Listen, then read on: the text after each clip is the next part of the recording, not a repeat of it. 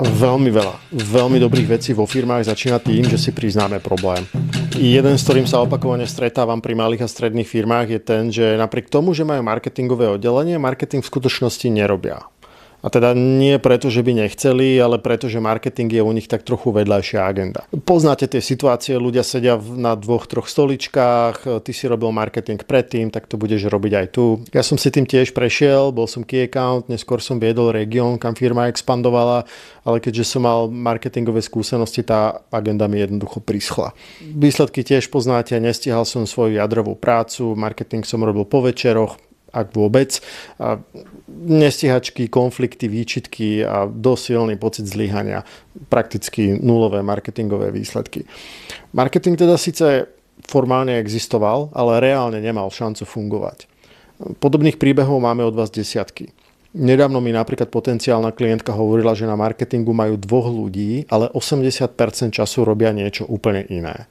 80%.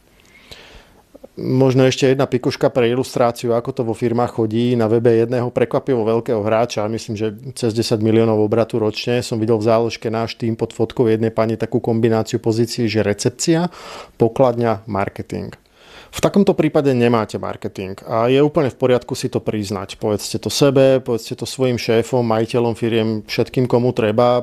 Je to prekvapivo oslobodzujúce. Marketing totiž to nie je povinnosť. Nemusíte sa tváriť, že ho robíte, ale treba si priznať, že v takéto forme pre firmu nič neprináša. Možno tak nejakú ilúziu poriadku. Marketing má totiž to len 2 funkčné stavy. Buď má jasného vlastníka, čas, zodpovednosti, ciele, nástroje, schopnosti, alebo fakticky neexistuje. Všetko medzi tým sú také tie improvizované medzistavy a často sú skutočne len administratívnou nálepkou. A to je tá vec, ktorú si veľa firiem neuvedomuje. Ich marketing nefunguje nie preto, že by bol ťažký alebo by nemali nejaké informácie, ale preto, že je to aj otázkou dedikovanej kapacity, ktorú nemá.